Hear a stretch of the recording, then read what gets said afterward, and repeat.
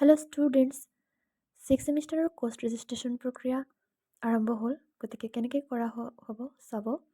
প্ৰথমতে আপোনালোকে গুগলত ছামাৰ্ট পৰ্টেল পেষ্ট কৰিব, দেন ষ্টুডেণ্ট চাইন ইন ইয়াত ক্লিক কৰিব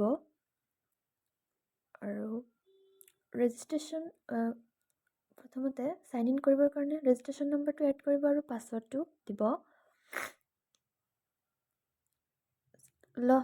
পাছৱৰ্ডটো দিয়াৰ পিছত লগ ইনত ক্লিক কৰিব আৰু লগ ইন হৈ গ'ল আৰু ইয়াত থ্ৰী ডটত ক্লিক কৰি কোৰ্ছ ছিলেকশ্যন বুলি অপশ্যন আছে, তাত ক্লিক কৰিব আৰু ওপৰত ফাৰ্ষ্টতে ক্লিক হিয়াৰ আছে, তাত ক্লিক কৰিব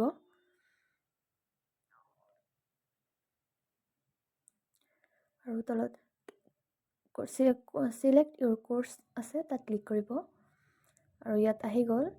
আপোনালোকে যদি মেজৰ আছে তেনেহ'লে 4খন ছাবজেক্ট চিলেক্ট কৰিব, মাইনৰ থাকিলে তলত আছে সেইখিনি চিলেক্ট কৰিব আৰু VSU আছে লগতে ইয়াত VSU চিলেক্ট কৰিব পাৰিব।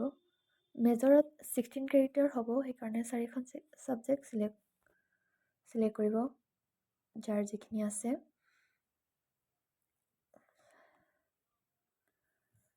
ভালকৈ চিলেক্ট কৰিব। ইয়াত 4খন ছাবজেক্ট পেপাৰ ক'ডখন চাব লাগিব ধুনীয়াকৈ, নহ'লে পিছত প্ৰব্লেম হ'ব পাৰে।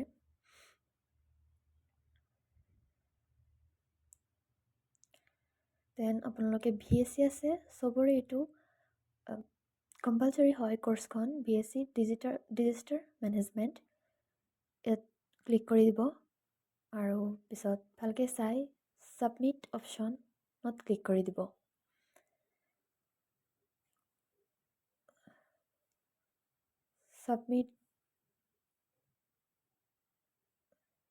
ছাবমিট হৈ যোৱাৰ পিছত চাব হৈ গ'ল, কিন্তু আপোনালোকে যদি আকৌ কিবা ভুল হয় তেনেহ'লে আকৌ আপডেট কোৰ্ছ ছিলেকশ্যনত অপশ্যনত ক্লিক কৰি আকৌ চাব পাৰে।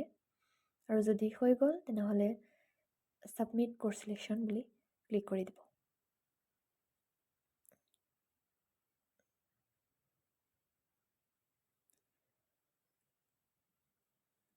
ক্লিক কৰাৰ পিছত তেনেকৈ আহিব, অ'কে অপশ্যনত ক্লিক কৰি দিব। ক্লিক কৰাৰ পিছত এয়া হৈ গ'ল ছাবজেক্ট ছিলেকশ্যন, গোটেইখিনি হৈ গ'ল।